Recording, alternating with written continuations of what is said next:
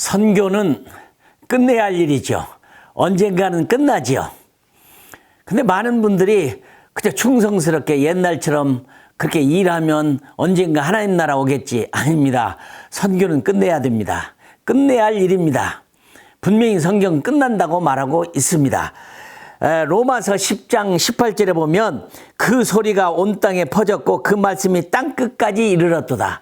성경은 선교의 완성이 이루어질 것을 이미 말하고 있습니다. 누가 이루어야 될까요? 하나님이, 천사가, 성령님이? 아니죠. 우리들에게 맡겨준 거죠. 우리가 이루어야 됩니다. 아프리카라고 해서 모두 다 가장 좋은 선교지라고 생각하는 분이 많아요. 왜? 고생한다고. 아니죠. 터키에 제가 가보니까 터키는 정말 아름다운 땅이더라고요. 아프리카는 비교가 안 되죠. 그러나 어떤 면에서 터키 같은 경우에는 이슬람 국가로 아프리카보다도 더 선교가 필요한 지역이기도 합니다. 물론 선교사가 너무 많아가지고 걱정되기도 하지만, 그러니까 선교는 전략이 필요합니다. 그냥 무조건 가면 된다. 무슨 교회가 필요하냐, 단체가 필요하냐, 복음 전화를 가면 되는 거지. 여러분, 언어는 어디서 배울까요? 문화는 어디서 배울까요? 그 나라의 비자는 어디서 받을까요? 어떻게 비자를 받을까요? 비자 받을 수 없는 나라가 엄청 많은데 어떻게 할까요? 전략이 필요합니다. 난 돈이 없어도 하나님 필요를 채워주신다 하는 믿음 선교. 당연하지요. 그러나 가는 자기도 있지만 보내주고 함께 동역하고 싶은 사람들도 있잖아요. 기도 선교사도 필요하고 또 물질로 후원하는 선교사도 필요하고 또 물건을 도와주는 선교사들도 많이 필요한데 말이죠. 바울을 보세요. 바울은 확실히 전략이 있었습니다. 내가 예루살렘에서 시작해서 일루리온까지 복음을 편만하게 전했으니 더 이상 전할 곳이 없으므로 나는 서바나로 가노라. 사도 바울은 한 곳에 머물지 않았어요. 아마 제 생각으로 가장 오래 머무르던 것이 2년 아닐까 생각이 됩니다. 놀라운 것은요, 사도 바울은 복음을 전해서 믿는 자가 있으면 책임을 주고 곧 떠났어요. 그러니까 바울같이 선교하는 사람은 요즘에 없습니다. 그러니까 선교사는 어떤 면에서 그 땅이 복음화되고 그 현지인이 자랄 수 있을 때는 떠나는 것이 선교사 일이라고 생각을 합니다. 사도 바울은 떠났어요. 뭐라고 했느냐? 일할 곳이 없으므로. 제가 보니까 일할 곳이 많이 있었는데요. 교회도 개척해야죠. 사람도 키워야죠. 신학교도 세워야죠. 일꾼도 만들어야죠. 집회도 해야죠. 뜨겁게 해야죠. 그러나 놀라워요, 사도 바울은. 일할 곳이 없으므로. 그렇게 단순한 복음을, 그때는 여러분 아시는 대로 신약 성경도 없는 시절입니다. 우리는 얼마나 큰 축복인지 몰라요. 우리는 그레이트 커미션이라는 대유임이라는 것을 마태복음 28장 19절을 가지고 사도행전 1장 8절을 가지고 선교 도전을 많이 합니다.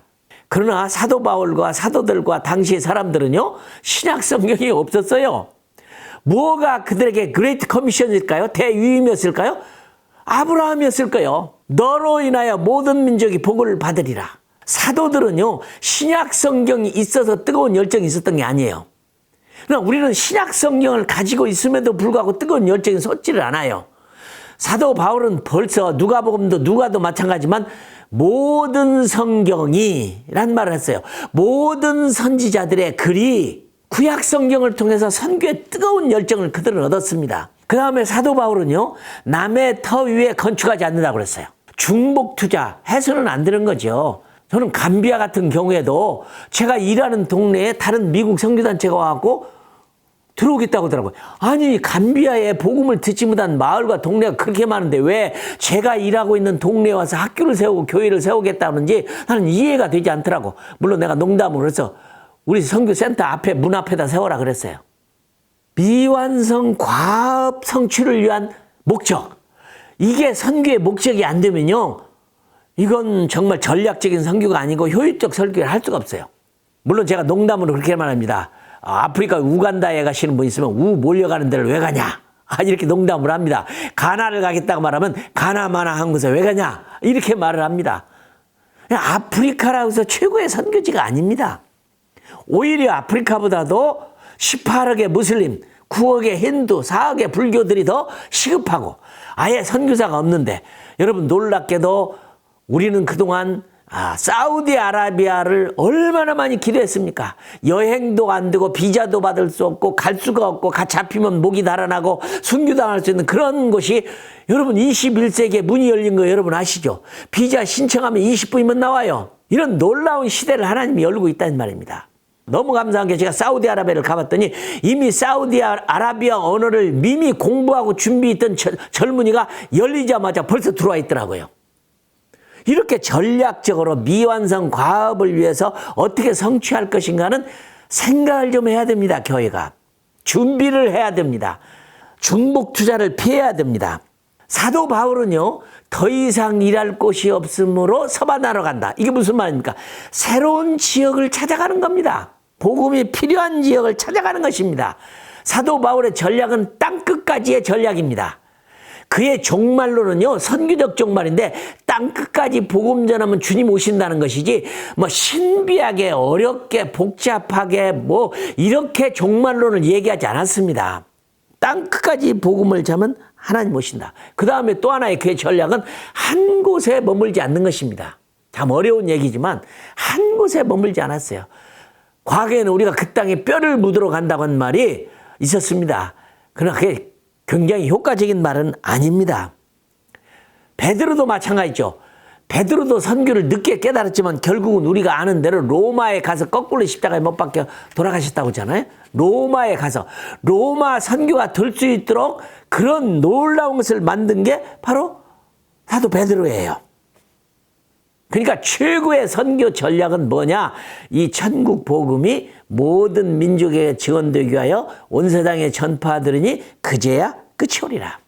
그 다음에 마태복음 28장 19절을 우리가 그레이트 코미션이라고 하는데 하늘과 땅의 모든 권세를 내게 주셨으니 그러므로 너희는 가라. 이유가 없습니다.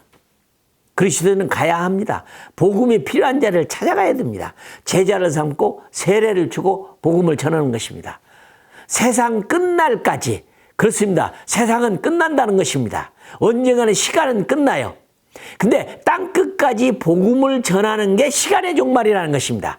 세상 끝날까지 너희와 항상 함께하리라. 맞습니다. 이 선교는 약속이 하나님이 우리와 함께한다는 약속인데 못 갈 것이 어디 있습니까? 그러면 또한 그럴 수 있어요. 나는 선교사로 못 간다. 못 가는 조건이 너무 많다. 갈 수가 없다. 예, 무릎 선교사가 되세요. 골방에 들어가서 무릎 선교사가 되면 여러분은 기도를 통해서 세계를 바꾸는 사람들이 될 수가 있습니다. 선교라고 하는 건 적당히 하는 게 아니라 최선의 사역을 하는 것이 선교입니다. 선교 완성, 이것이 하나님의 꿈입니다. 하나님의 뜻입니다. 교회가 해야 할 일입니다. 우리들이 해야 할 일입니다. 선교 완성이 곧 하나님 나라의 도래이기 때문입니다. 다시 말합니다. 죽어서 가는 천국을 꿈꾸지 마세요. 살아서 맞이하는 천국의 도래를 꿈꾸세요. 선교 완성. 그러므로 전 세계가 이방 41개의 나라가 있다면 소위 지도가 있으면 영어로 맵이죠. 매핑을 해야 돼요. 전 세계 5대양 6대주 7,500개의 언어 24,000개의 종족, 각 종족에 어디가 얼마만큼 필요하고 어디를 가야 되고 누구를 가야 되는가 이런 생각하는 미완성 과업, 아직 성취되지 않은 선교의 완성을 위해서 성취를 위해서 교회와 모든 사람들이 어떻게 전략을 짜고 해야 할 것인가는 당연한 것입니다. 중복 투자는 피해야 됩니다. 독립군은 피해야 됩니다. 교회와 선교사와 단체가 함께하는 이런 효과적인 선교를 위해서 전략이 꼭 필요한 것입니다. 생각하는 선교 꼭 기억하십시오.